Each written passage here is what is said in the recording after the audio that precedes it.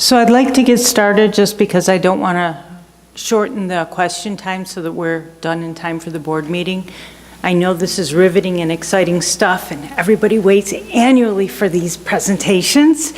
So I'd like to, get it forward so that if you have questions at the end, we can talk about them, and it may help me and the board in going forward with the budget process. So I'd like to start by welcoming everyone to the first community forum for the 1920 school budget season. So we're going to talk about what is a rollover budget, its purpose.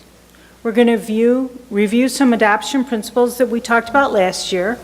We're going to talk about our current projections and assumptions regarding the revenue and the expenditures, implications of this process of the rollover budget, and then talk about some budgeting options and the budget timeline for the future and where we're going with our budget process. So what is a rollover budget? It's simply that we're going to compare last year's revenues to this year's known expenditures, because some of them will be trended forward. They will be given increases that we know. For example, we know a lot of our contractual increases for salaries, which is our highest cost, and benefits, we know a significant portion of those. So we want to see if we get don't receive another penny in revenue, where are we going to be once we have these increased costs that we know about? So when we define it, it's a process, and it's projecting costs with our current staffing and expenditures. We're going to update some of those expenditures to reflect the contractual costs. Some of the areas that we're projecting on are utilities and health insurance and things like that. And we're saying the revenues are going to stay the same. And then I want everyone to remember that when I'm projecting in this budget season expenses and revenues, I'm trying to figure out what's going to happen in June of 2020. That's when this budget ends, and I have to make sure that we have enough funds to take care of the district for what it needs in that time period. So the purpose of it is just to establish the baseline for the budget process. Lucinda. And that way, the Board of Education has an idea as they're learning about the budget process. What should we be doing? Do we have room to grow programs? Do we add staff? Do we reduce staff? What do we have to do to get to a balanced budget? Because New York State education law determines we must have a balanced budget, which means revenues must equal the expenditures. And this slide says analyze and understand the impact of the governor's state aid proposals. Typically, his deadline is June 30th. I got them this morning. He had them yesterday after he did his State of the State budget presentation. So when we get to the regular board meeting, we'll talk a little bit about the state aid in the Director of Finance report. So the principles of it are, first and foremost, the whole goal is to see how we can fulfill the district's mission. The district's biggest goal is to provide the best education for the students of Eden Central School at what the taxpayers can afford to help after we receive our state aid. We try to contain the taxes so that people can afford to educate the children and are proud of the children that are being educated. And then you're going to position your budget for short and long-term projections, because if we simply did a budget this year, let's say, for example, state aid was good, and so we budgeted and we hired 10 teachers because we could. And next year we don't have the money for the 10 teachers and we lay them off. We haven't done anything good unless we go out years. We look back 5 years, we look forward 5 years. We're trying to figure out how to keep these programs alive and going, because my own personal belief is these students come to Eden Central School once. If there's an economic crisis and there's no money, and then in 3 years after they graduate, there's money again, These kids don't come back to get what they missed. They simply missed it. So my job is to help the Board of Education make decisions to keep it smooth so the kids get consistent education. We want to have a prudent use of our reserves. And everybody says, well, why do you have extra money? Well, I just told you that I'm projecting now for what it's going to cost and what money I'm going to bring in June of 2020. How many of you know for sure if you're going to get a pay raise, the price of groceries, fuel, the price of your utilities? How many of you know for certain if you were to do it in your own private life, probably it would be difficult as it is in a school district. So the state allows us to set aside reserves. Reserves allow us to do things like have a capital project with minimal impact on the taxpayers' cost when we go out for a capital project. It allows us to buy new buses that we desperately need every year so that when we put our students on a bus, we don't have to worry about it malfunctioning, things falling off of it and creating a hazard and an accident and potentially hurting our students. So we have reserves for things like that. And so every year, this time of year, we look at the reserves we have, we look at the reserves that we're allowed to do, because the government law, the state ed law, allows us to save 4% of our entire budget for incidentals and problems. How many of you would take a 16-year-old kid who just got their first job at McDonald's and say, put aside 4% every week just in case your car breaks down? It's not a reasonable amount. So these reserves help fill the gaps that would be caused if something goes wrong. We have a repair reserve for the cogen, an excellent example. If we have an emergency repair that's needed, we can borrow from the cogen, we can do a public hearing and not have to pay it back if that's the board's wish, or we can pay it back within 2 years. But it allows us to repair our electrical source for the high school. So these things are important to districts to have these reserves. We were, along with all the districts in New York State, given a wonderful opportunity by New York State, Smart Schools Bond Act, which was for technological improvements. And the requirement that our IT department and Mrs. Karstead has done a great job on is you can buy the items once. So a lot of our one-to-one initiatives came that way, but you cannot use that same funding to replace those. So how long does a computer to a third grader or a sixth grader last without needing repairs, without needing to be replaced, or that the technology no longer works with the programs that they have out there for education? So we have to start to look into the future, and we have to say, how are we going to replace these items?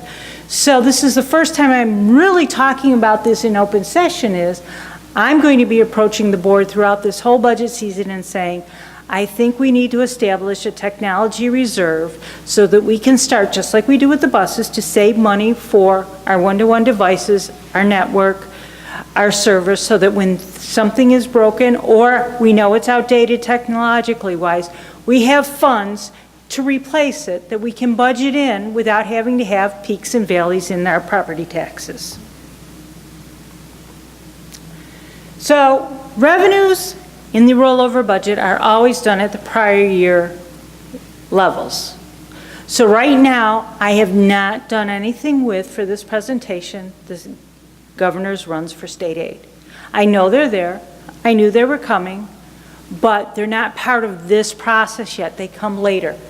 I also know from all of my correspondences with my state organizations that they're projecting that the CPI index is going to be 2.4%, but I'm only allowed to raise property tax for my calculation and use the 2% into that calculation. It's a complicated formula, which near the end of February we will talk about in detail so you can see how it's done.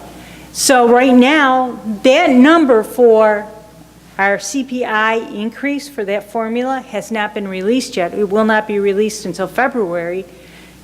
And we're also waiting for them to say how much our property values have gone up with new builds. So we're waiting to see that. It's not finalized by New York State. So these are reasons why in the rollover budget too, unlike the expenditures, we don't want to start projecting the revenues yet because there's too many anomalies to happen yet in the budgetary process. So we're going to talk about our detail of our revenues. We have revenue streams. We have property taxes, which come from our taxpayers, our local citizens. Whether you rent or you own your own home, there's property tax paid on the property you're living in. We're going to talk about the state aid and federal aid. Federal aid that we talk about for this purpose is basically we get Medicaid reimbursement for some costs for our special education students. Then we have miscellaneous, which are local revenues. They comprise everything right down to lost books. Our sales tax from Erie County is in there because they're not really state aid, so they just kind of fit in their own miscellaneous category. We have interfund transfers. So that's an accounting term because how the books are done for a school district are as if Eden Central is General Motors and the federal grants are another set of books that roll into that. So everything is partitioned off and comes back, and sometimes in our school lunch program, for example, we have to send money out to help with the deficit there so that we can continue to provide lunches for the kids. So the interfund transfers are money that go out or come in. In this case, they're coming in from other funds to help pay the bills of the district. We have appropriated fund balance, and that is the amount of money that was set aside last year by this Board of Education from the prior year surplus to help reduce property taxes. We wouldn't have to raise taxes if we appropriate this fund balance. And then, of course, we have our reserves that we utilize for things like purchasing the buses, purchasing some of the equipment for buildings and grounds. We use it for our workers' compensation costs. We use it to help fund our employee retirement system costs, which is for our non-tenured or our support staff. So all these come up to $30,090,130 last year, and we talked about the rollover budget. They would stay static this year. So I have some known increases. So I know from where we are in negotiations that my support staff salaries will be going up 2% for the 1920 school year. My teaching staff salaries will be going up 1.98% over the prior year. My health insurance, I have a guarantee that it will raise no more than 12%. I won't have figures until sometime in February on the health insurance. But right now, I got a guarantee for the Blue Cross and Blue Shield last year that they would not raise our rates more than 12% for this year. And that's dependent on experience rating and a lot of other things that is just too much for this discussion tonight. Then our unemployment. Do you realize that in October of 2018, the maximum claim from unemployment went from $405 a week to $450, a 12% increase. So the district, unlike a for-profit entity, pays 100% of our unemployment costs. We don't pay a percentage to buy unemployment insurance. We actually pay our costs. So if they're going to raise the maximum 12%, we have to look at that it's going to be a 12% increase to us. So then we are talking about our utilities right now. It's hard to judge where our utilities are going to be. So for a placeholder, I've just put in 10% between the electric and the gas that they will go up. Our insurance costs, we have liability insurance for the district. This is the insurance we're talking about. That typically goes up 3 to 5% every year. So for the rollover budget to see the known things, I'm trying to keep it so that, yes, maybe sometimes it's at the higher end, but that helps us to understand what do we have to raise in revenues. Our supply money, this district has not seen an increase in years to the supply money for the teachers and the students. Now, I'm not saying that I'm buying things for the students to take home. I'm talking classroom supplies. So right now, we're hoping to be able to do a 5% increase on those costs. And then we were just the superintendent and I were just at a BOCES conference a week or so ago, and they told us that they're going to hold their cost to a 2% increase for us. So that's a known.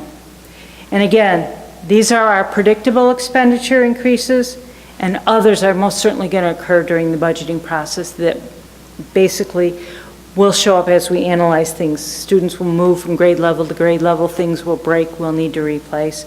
So there will be other things that will come up in the budgeting process. So what does that expenditures with those percentages added to them look like? General support, which is the district office, which is the business office, the superintendent's office, it's buildings and grounds, so it's all your facilities. It's your legal fees, it's the majority of your liability insurance. Those increases are going to raise 4.95%. If you see, you have the 18-19 budget, then you look at the rollover amount, and then their percentage of change. Instruction, this is where ideally you want to put your money. We're a school district, we're here to instruct kids. That's a 5.45% increase at this point. Transportation, you have to think about it. Your insurance, running the buses, your salaries for the people, that is probably going to go up 2.86% at this point. That's the assumption. Civic activities, everybody wants to know, what the heck is a civic activity? Well, this year in our civics activity, one thing we've added, we've opened the fitness center. There's cost involved with opening a fitness center. So those costs have been incorporated into this rollover because they're known. Their salary costs. And we know what is to man it, how many hours, how much we're going to pay at minimum wage to have people come in and take care of our fitness center. Other things it is, if somebody uses the buildings and we need to put an extra cleaner on, or we need to bring in a cafeteria person because they're using the cafeterias to produce food. Under a health insurance permit, we have to do that. That's what those numbers encompass, is those salaries. Then we have the big one, employee benefits. That's 7.54%. That's your health insurance. That's the increased Social Security costs on the increased salaries from the contractual increases. That's your retirement system. That's for the employees' retirement system and the teachers' retirement system. So that we don't have a say in those. We're told how much, what percentage of our payroll we have to spend each year to ensure retirement for our staff. Debt service I have not moved up yet because I'm still working with the financial advisor to get all of our schedules done. We just sent up all the final paperwork to SED for phase 3 of the project. We're looking to kick off phase 4 very shortly. With the savings from the overall project, it wasn't slated to have a phase 4.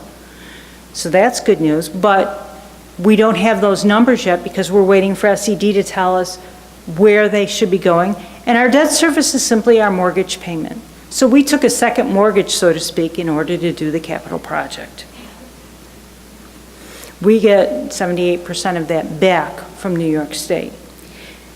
And then again, here's the interfund transfers for other things where we're sending out and we're absorbing expenses from other funds that we talked about earlier. So all in all, I'm looking at this point, a 5.4% increase in my expenditures.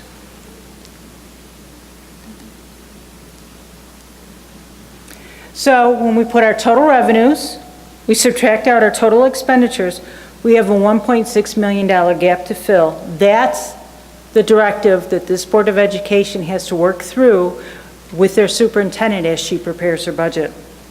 And again, I just want to remind you, none of us know what's going to happen in 18 months, but we have to make sure we've covered those expenses. So here's some of the options to this Board of Education and the superintendent. You can reduce your expenditures. You can look at your faculty and your staff. You can look to see, do you have potential retirements? Is there an area that you can cut or need to cut? In the past, the district right-sized itself, so it's harder and harder to have staffing cuts now because we've already right-sized. Increasing revenues. Well, how can we increase revenues? We're limited on the tax cap as to how high we can go to the voters. And state aid is driven by formulas that the governor has. So we're not really sure where we can go, but the things that we can control here in the revenues, we can utilize those savings we've put away. So if we have a shortfall in state aid this year, we can utilize some of our reserves to close that gap. And we can use a combination of everything above to get to a balanced budget. So this is our budget timeline. January 30th, we will have a special Board of Education meeting. February 13th, we will have a community forum. That community forum will be a little bit different style than tonight because people will be asked to sit at tables with board members so they can discuss and hear your concerns. It's your opportunity in the budget process to be heard. So I encourage everybody who's interested in the budget process to show up for that community forum. That will be in the cafeteria here at the Eden Elementary, and I believe so will January 30th because there's something else going on in the odd that night. And then, oh, is there something else going on here? yes, in the odd. And then, if you see where you see February 27th BOE meetings, these will be presentations that directors will be making directly to the Board of Education where the public will be observing. So the community forums are where we're really asking for your input, and the nights where they're presenting to the board, we're asking you to come and listen so that you have good questions when you come to those forums. And then on March 20th, I will present 3 scenarios to the Board of Education because we still will not know what the legislature and the governor are going to give us for state aid. They won't tell us. Their budget is due March 31st. And typically we don't know till March 31st. So I have to have scenarios ready. If it comes in at this, we could do this. That way when the board comes together for adoption on April 16th, they know, they're already thinking about it, they're already processing what it means by the different scenarios that the superintendent and I have presented to them. And then on May 7th will be a community budget presentation. And May 21st, I encourage everyone, come out and vote. This is part of our democratic process. Now I'm going to turn it over to you. Does anyone have any questions for me?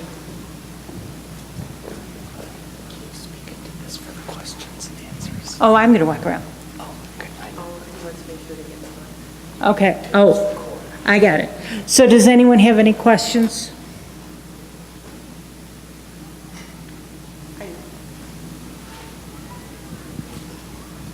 What's different this year than in other years that may be causing more questions for you? Well, it's the first time that we've had the same political party controlling the Assembly and the Senate. So it's hard to know when in the past they had different agendas, if the agendas will be streamlined or if there'll still be different agendas coming from those 2 houses. Typically, the Assembly stayed closer to the governor's budget and the Senate wanted to increase educational. So I really don't know what's going to happen there. Good question.